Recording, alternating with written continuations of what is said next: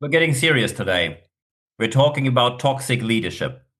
And this episode is a result of a high number of emails I received since the beginning of this year. I don't know what happened this year because when someone says, well, the economy gets tight, that happened in other years as well. But I never received such an enormous amount of emails where people said, could you please talk about toxic leadership? Many of them with very specific examples of what happened to them. And it's extremely important to know toxic leadership is an issue. However, it's a difficult issue. And that's why we're going to talk about it today. When it comes to toxic leadership, the first aspect is you have to identify it. And identifying it is more complicated than you think because not everything that you do not like automatically is toxic leadership. However, many things where people from other generations say this is just how business life is, many of these behaviors are toxic leadership, despite the fact that other generations back in the days accepted that behavior. So we need to talk about how to really find out if leadership is toxic or if someone is addressing important issues. And we're going to talk about the definition right here today. So first, toxic leadership. Step number one is, of course, you have to identify the situation. And it starts with quite, let's say, minor cases of toxic leadership. Minor doesn't make them less severe, but minor means they are not the worst cases of toxic leadership. Still unacceptable. So first, of course, is the lack of accountability. I give you an example. I delegate a task. When the task goes well, I say, look what a great leader I am. And when the task doesn't go that well, I say, it's your fault. You did this wrong. You had to do it better. Not my fault. It's your fault. Finger pointing. Maybe you heard of that. So people basically select if they are the hero or if someone else is the villain. But in any way, they are the hero. So the leader is always the hero. And another aspect of that often comes with it is micromanagement. People just want to check in, or they just, in high commas, want to help you. What they really do is control every single step of you on a daily, sometimes on an hourly basis. So lack of accountability and micromanagement is the beginning. That is something that quite a number of people already face. Many of them, by the way, leaders who perform that do it because they never learned how to lead. I was in the fortunate situation with every job I had before I started my own business that I had professional leadership training, intense professional leadership training, a year and a half with another employer. So really professional leadership training. And when you don't do that, you shouldn't be surprised that people don't know how to lead because every trade needs to be learned, no matter if it's being a handyman or if it's a leader. You have to learn how to lead people. However, it often gets worse from there. When you, for example, face a certain inconsistency. So one day you have to run that direction, next day you have to run the other direction, but however, you have to figure it out. You had to know before. You need to know that this is this direction or that. So it's always your fault. So suddenly everything feels very arbitrary, and then suddenly you feel this is all about people that are just favorite people by that leader, favoritism, an inner circle which exists in the organization. When you have these cases where people suddenly become inconsistent, very random, very arbitrary, and they have certain people they like, certain people they do not like, and there's no way to move from one position to the other. They have their favorites and they have their non-favorites, and the inner circles basically dominate the whole business world in which you live. That, of course, is a quite extreme case already of toxic leadership. However, not the worst one. But when this happens already, you are under constant psychological stress. And we need to talk about how you defend yourself, but also how you protect yourself from this. It gets worse, however, when you then say, okay, someone abuses their power. I give you a very simple example. When someone says, look, if you don't like this job, leave. And if you don't do your job properly, and by the way, over hours aren't paid in this organization. We are a family, right? We're not a business. We're a family. Over hours just happen. So abuse of power, often overstepping the mark, even with offending the law, working laws, workers' rights, for example. The abuse of power, especially when you're in structurally weaker areas where the economy isn't that strong, is an extreme case of toxic leadership.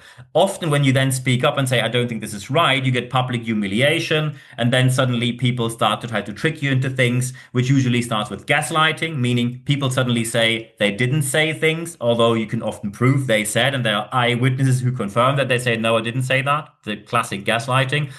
However, one of the extreme cases also is emotional volatility. And that happened to me with one of the leaders during civil service, which I did when I was 18, 19 years old. And basically every morning someone went into their office and came back and said, okay, today the mood is like this. And depending on if the mood is great or not so great. And the emotional volatility was entirely based on private problems outside work, which were immediately carried into the workplace. And when they had a bad day, they were basically yelling at you all day long. So the emotional volatility simply means that someone is unpredictable in many ways, even emotionally, and you have to deal with it. The emotional volatility often goes hand in hand with that they are abusing you either verbally, sometimes even physically, which is the most extreme case, or one of the most extreme cases.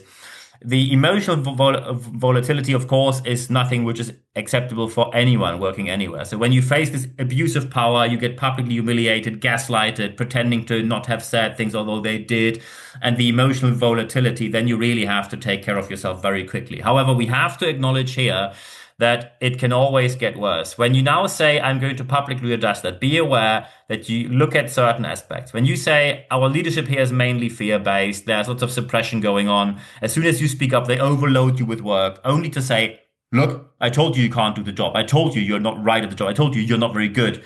But what they just did is they deliberately put an enormous amount of workload on you. And when this overloading then suddenly comes on top with, so topping the whole thing, and this is now the absolute worst case of toxic leadership, is ethical flexibility. People who love to talk about values and then they change values as soon as someone knocks at their door and says, I either have money or a career for you. So when leaders suddenly cater to anyone that is helpful to them, but never caters to the team in the moment of need. That's called moment of truth. I recommend to look into the professional studies of Professor Teal Neely, Harvard University. And the ethical flexibility simply means that everything is not predictable. And that, of course, makes you lose any kind of direction at work. So when you have this fear-based leadership, the suppression, the overloading, the ethical flexibility, you are in the highest and worst situation of toxic leadership. However, and now here comes the important difference. I already said not everything that you do not like automatically is toxic leadership. And that's an important distinguishment. When someone, for example, says, hey, I looked at your report and it's full of errors again. We sat down 2, 3 times and I told you how to do it correctly. Here are errors again. I can prove them. These are the wrong numbers. So you either have to do it right or you're not up to the job. And we have to take a look into if you actually pass your probation time. And that's not toxic leadership. That's called feedback. And it's substantiated, it's put in the right setting, no public humiliation. You sit down with them in a meeting room, no one else knows about this. So someone tries to help you. And by the way, if someone puts you on a performance improvement plan, pipping you, as it's often professionally called, no one is a big fan of being pipped. Many people say, I don't want to have a professional improvement plan. However, often these plans are there to help you. Because the last thing an organization wants is that you leave. They invested in you, they hired you, they put the money in there, and they hold no interest in making you leave anywhere, because then all the money and effort is lost. So when someone simply says, look, you didn't do something right, and they can prove it and try to help you, that's not toxic leadership. And unfortunately, some people now abuse the term toxic leadership and say, you criticized me, that's very toxic. It doesn't feel good for me. I don't have to do things that are not good for me. I don't have to. I really don't have to. And that is a massive issue. When you can't distinguish between toxicity and directness, and especially when you do it deliberately. So, for example, you want to prevent any kind of criticism, so you immediately throw toxic leadership at anyone who's criticizing you.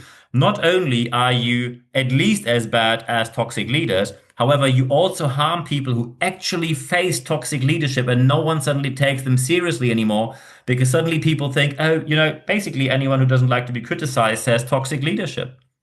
And that, of course, is not acceptable. So always check in, and that is very important. Check the resources you have, like this podcast or scientific publications, or simply check with your colleagues if they are also of the opinion that this might be toxic leadership. Or maybe your colleagues tell you, look, quite frankly, you haven't done great work in the recent past. There might be different reasons for it, and we're happy to help. However, your work was full of errors, if you like. And then you can't say, oh, toxic leadership by colleagues. No, sometimes people criticize you. I can tell you I'm now doing another master's degree and you get feedback where you say, I really appreciate if that's not, if that's a bit more positive, but especially academic development means that you really have to check carefully that everything you do is based in science and not based on opinions. And then you have a hard and steep learning curve if you want to get better at that.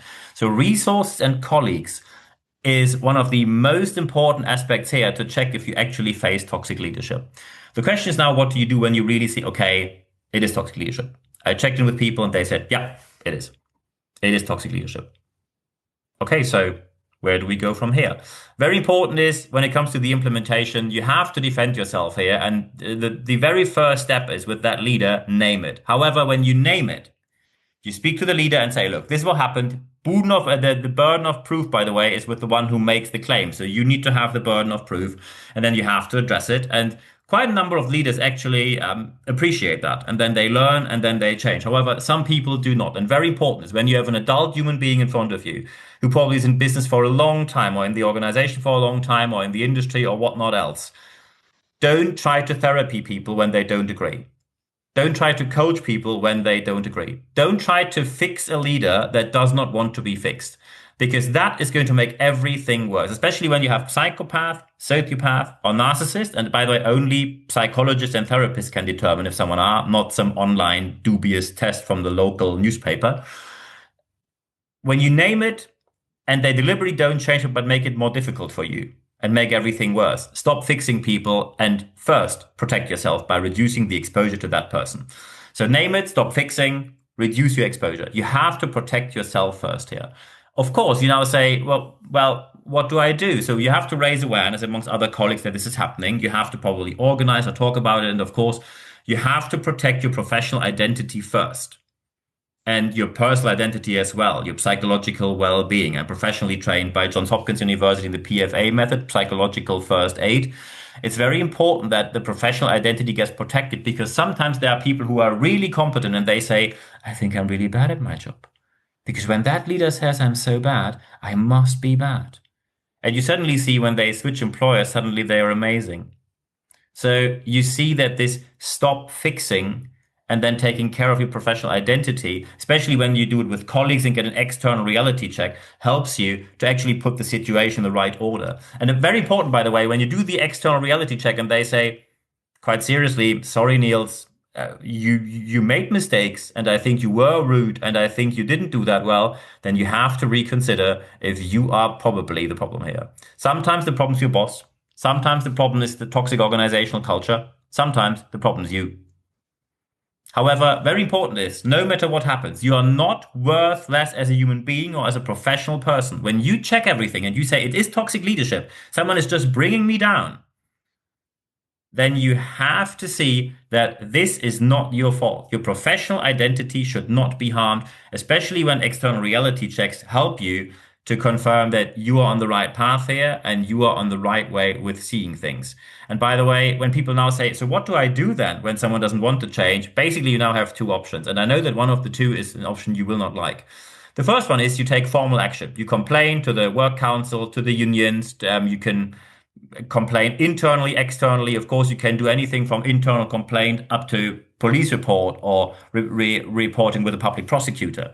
That is a wide range of activities you can do here and actions you can take. However, when you see nothing's going to change, even if you win this in court after 2 or 3 years of lawsuits, nothing's going to change. This person will always be like that. Then leadership means to leave. And I know what you say now, or what you think now. You think this feels like the other person has won. And I have been there. I have been put into a situation with toxic leadership and I addressed it. And what happened was I was taken out of the team and put into a different team, which of course for me felt like a defeat. It felt like I've done something wrong here. Sorry. Fortunately, I had a good leader back in the days who took care of it. And he said, look, I can't tell you what we're doing right now, but we are dealing with this. We're just protecting you right now.